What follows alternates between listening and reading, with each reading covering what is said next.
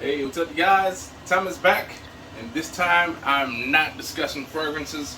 However, I'm going to discuss something that smells probably better than 99% of any fragrance that you can have. We all know it tastes better. Well, we don't know about the taste just yet. We shall see, but it is a cut of beef. And take a look at that bad boy right there. Pardon the seasoning on there already, but that is a Wagyu rib eye steak. Now, the reason why the steak looks a little weird right here, I did cut off some of that fat because we're going to use that to grease the pan up. Because with these type of steaks, now I don't want to sound like a professional. Those are some nice caramelized onions going right there. Got the nice pan. It's getting hot. It should be steaming pretty soon. We'll see a little smoke eventually come up.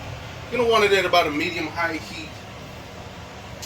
This is about a pound and a half, maybe a pound and a quarter. About $49 today on special at Fresh Time. If you guys get over there, I'm not sure if they're still going to have it, but it was a one-time thing.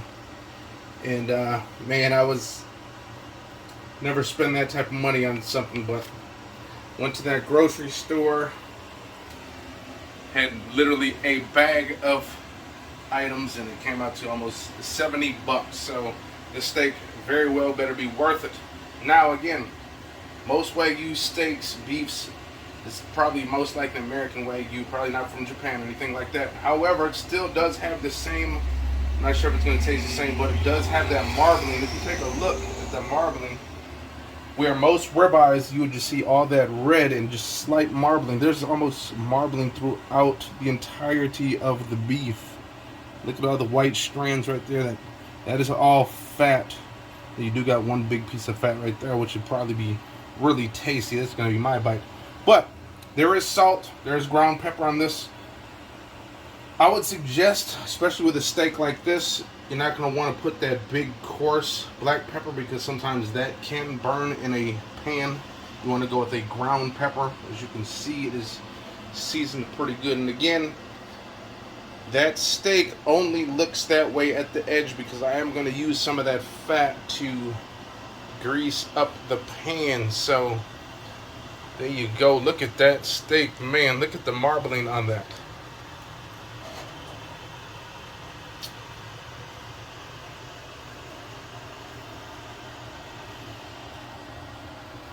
But we are going to go in with a little bit of the fat first.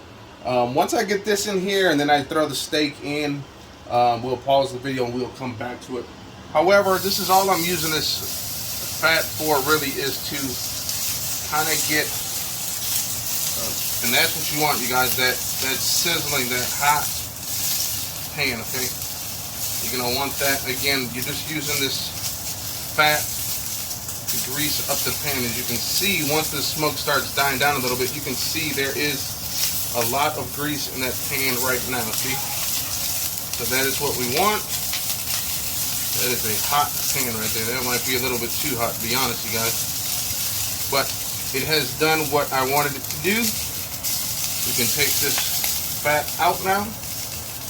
And again, you guys, you do want to hear that sizzling. If you don't hear that sizzle, you're not going to get that nice sear. Now I'm going to turn it down a little bit because this could be a little bit too hot, but here we go. I'm going to go in there with that steak, and we're going to go about 3 minutes aside, especially with this thick cut. 3 minutes aside should do it. Once you get it in that steak, kind of pat it down a little bit, just so each piece of meat on the bottom is touching that pan. Sometimes the meat can kind of curl up a little bit, and then not necessarily touching that pan. So we are going to let it go for about 3 minutes. Now we will be right back with the flip, okay? So peace. Hey, what's up? Told you guys I'd be back in about 3 minutes, and 3 minutes has passed. As you can see, look how fatty a piece of Wagyu ribeye is. Like, that is way more fat than you would get from just a typical steak. Like, look at that. That pan almost looks like I threw a whole crap load of oil in there. You guys seen? I only used the fat. But as you can see, we're going to flip that over. And hopefully we'll have a nice crust. And that we do. Look at that beautiful crust. And now we're gonna let this go for about, honestly, I'm afraid to try putting butter on here because it's already such a tender piece, but I do want to try a little bit of butter at the end. At about the 2-minute mark, I will throw some butter in here and baste it just a little bit. But after that, we will come right back. So if you need to kind of shake that pan up a little bit, get that grease working, you could even, stay there for me, camera woman. If you want, you can keep that steak really juicy. Honestly, guys, it probably is juicy. I already take some of that fat that's in here and just keep basting with the fat. You can do that as well. As you guys can see, again, there's a crap load of fat in here already. So, again, in about 2 minutes, I'm just going to throw a little butter in there and baste it just a little bit. I'm not going to put no garlic in there because I don't want too much of the other flavorings going on with that. So, just in a little bit, we will throw some butter in and baste. And the steak should be done along with those onions, which just a lot of butter and just about 1 whole onion. So it's good enough for 2 people. And that steak kind of looks like the state of Wisconsin minus that thumb. If you look at it right here, boom, boom, out there a little bit. That might be Rhinelander. That might be. Well, you cut the thumb off to make the fat. And by the way, you guys. Don't be afraid of eating this fat. This is just like eating a pat of butter, if you will.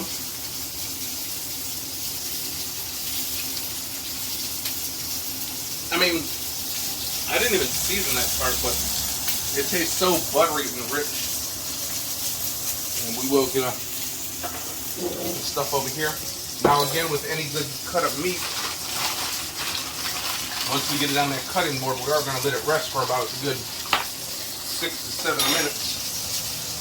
And now will be the time to go in with the butter, which I will do. The butter will add that nice little bit of extra flavor, which flavor is key. That is flavor. And you can see, now we got that butter working here. Now we're just going to baste. Get all up there. Getting those nooks and crannies. Oh, I know you guys are getting excited. Again, this is the first time I've ever had Wagyu beef, and I think the first for the wifey as well, unless she's been dating some baller on the side. But this is the first for both of us, so we shall see what it's all about.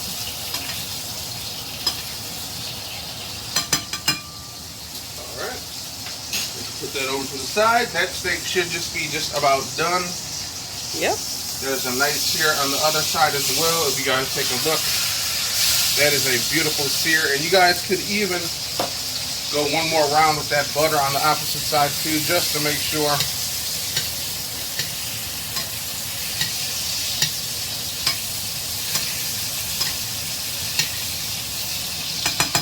And that steak is ready to come out now. And again, in about 5 to 7 minutes, we will cut into this and see what it's all about. Take a look at that steak.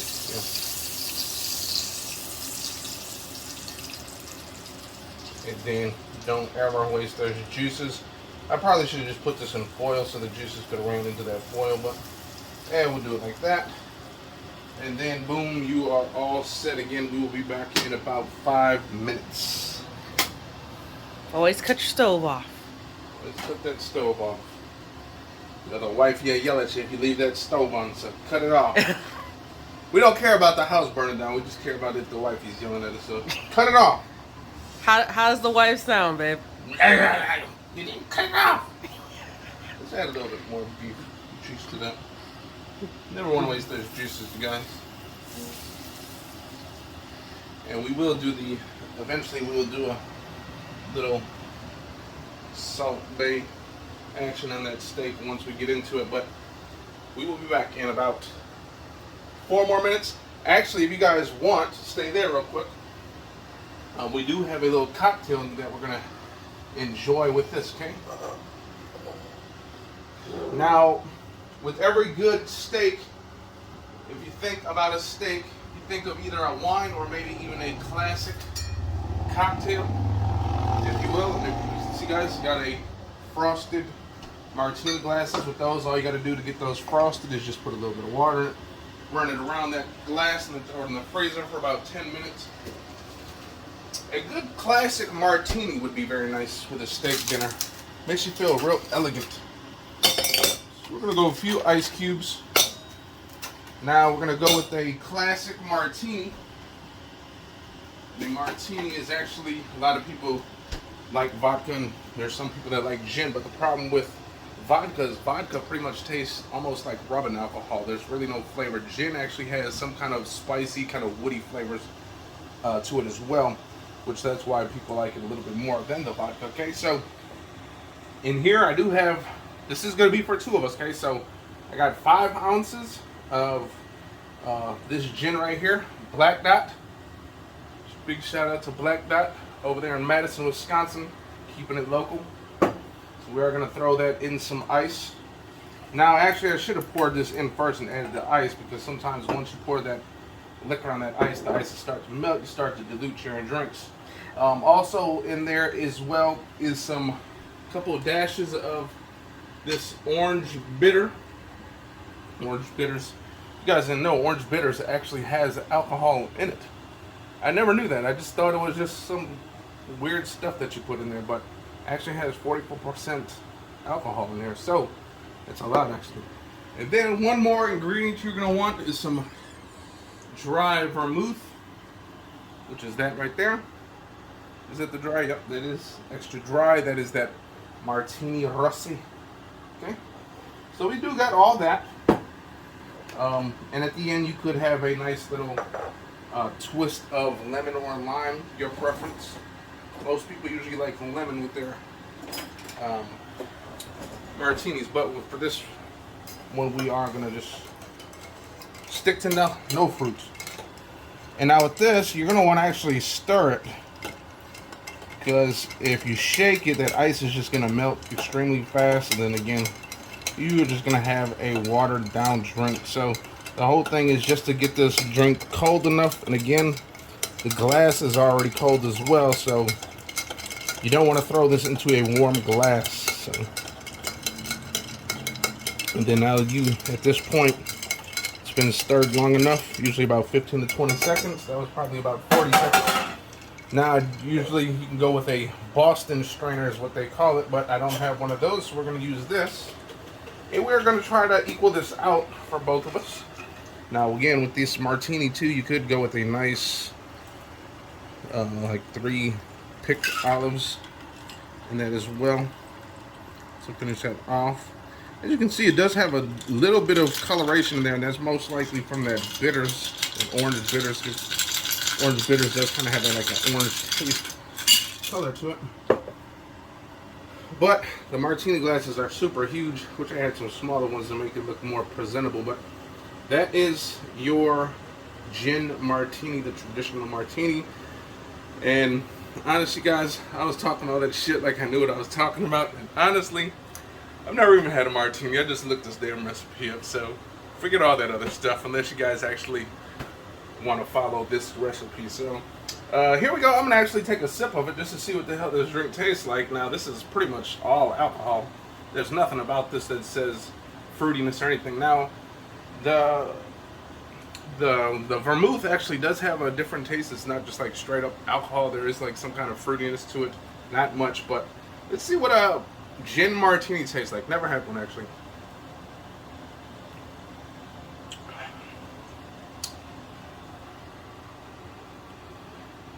You know, that's actually not that bad if you're into one of those drinks where you don't like mixers at all anyways, because as much as that vermouth did add something to it, man, I don't know how people drink this shit. This is tough to drink. And actually, I'll take the camera from the wifey and I'll let her try it so you can see what she thinks. But this is a rough drink right here. This is one of those drinks where you kind of stay at the restaurant for a few hours after you drink it, because once you're done with it, you shouldn't be driving home after that. So here we go.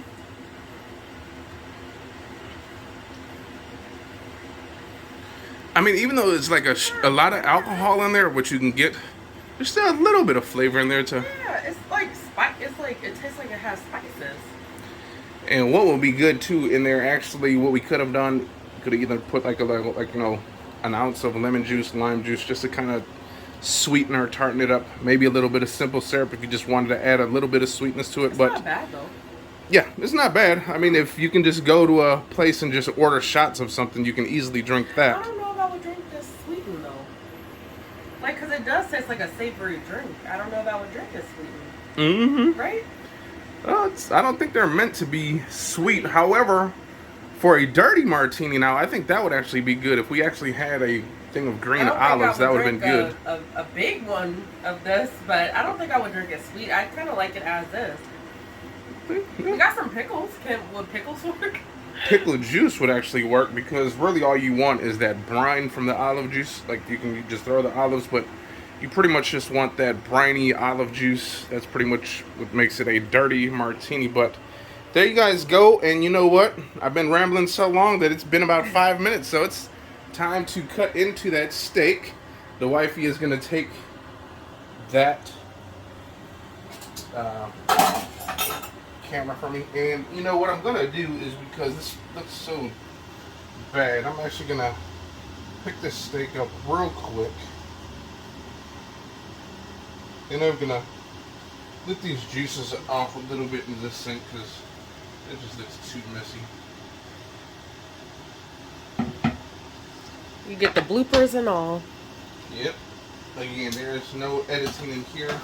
Can't afford a high-end editor. But here we go. The moment of truth. The steak does feel like a nice... I'm gonna go with a medium on this one. This is probably a medium. But with the steak being so juicy and rich, it should just be pretty good as is. So here we go. Gonna cut into that. It's slicing pretty good. I mean, we're a family. We like a nice medium steak anyways. I like a nice mooing steak anyhow. And I don't think I think you like a nice medium steak too, right? Yeah, I mean, I will eat a medium rare steak. I'm more of a medium guy though. Just, it's more not a taste thing, it's more of a visual thing that kind of, I'm kind of a little worried about, just seeing that, all that blood and stuff like that. But I will definitely eat a medium rare steak. Yeah, I mean, eat the... To be honest, I think the best way to order a steak is medium rare, because you're going to get it medium anyways. Yes, you probably most likely will. So. But I mean, if you look at it, that is cooked to perfection. Perfect. Look at that. You got that nice ribbon of pink in there. It's not like super bloody. So for your viewers, would you eat that? What's the meal that we eat on New Year's? The meat spread on the cracker. Steak tartare. Yeah. Would you eat it? I think you've eaten it before, right? I don't think I would eat that. It's just, like I said, with that thing, it's just a with visual a nice thing. Raw onion. Let me get this little piece of meat out the way. I eat it, and guys. And we will. It's good. A little salt, pepper, and a raw onion. Delicious. And man, the doorbell just rang. It means Amazon is here. Sounds like someone's been ordering something. You know, I don't own rights to this particular way of seasoning a steak after it's been cut. But I'm going to do it anyways because I think it's damn cool looking. And we are going to salt bay the steak real quick. Probably doesn't need it, but we'll do it anyways. So you take that little salt.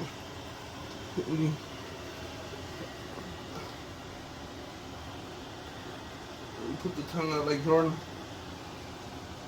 Yeah, like a dang lizard. Okay, here's the moment of truth. I'm going to take this piece. The wifey is going to take a piece.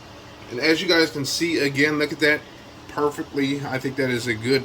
And I got a little piece of salt right there. You guys see it? And now let's see, because this steak is supposed to be so good, you should be able to just rip it. Maybe I won't. Which I am doing right there. Look at that. Well, give me just a piece of yours. Okay, so here we go. Should we do a cheers? Cheers. Cheers with the steak. Oh my. The inside is pretty good. You guys, let me just say this real quick. Now, the beauty of this particular steak, with this being my first time cooking it, I didn't feel like I had to babysit it a lot. It felt like it was just a very easy to cook steak, whereas sometimes with ribeyes you really got to kind of watch it, and this one seemed like it was much easier. Now, with that being said, this steak is super juicy, okay? You bite into it and you literally get a slight chew like what you'd want from a steak, but it really does melt in your mouth. I'm actually going to do one more piece. I'm going to actually put a little bit more salt on that, and make sure you guys don't forget to at least rinse your hand a little bit when you do that. But I'm going to sprinkle just a little bit of salt there. This is the one I'm going with right here. I'm going to take one more bite. As you guys can see, that fat is actually good. I'm actually saving that for later.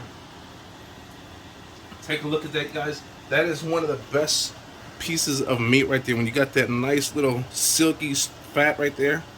Boom, look at that nice medium rare.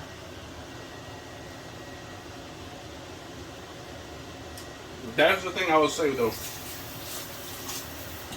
Compared to just a regular ribeye,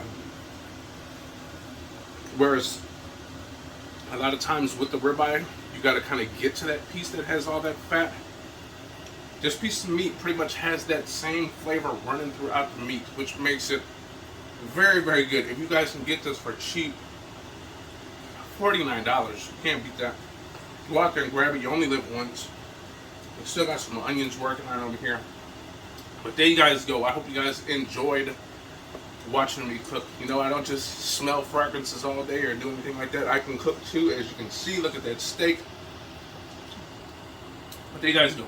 And look, I make beverages too. Cocktails, a different type of alcohol, not the alcohol you spray in yourself. Steak, moo, smells better than any kind of fragrance you can come to. And these actually smell better than fragrances as well. Onions being brewed. But there you guys go. Hope you guys enjoyed. If you guys did, hit the likes, comment, and subscribe.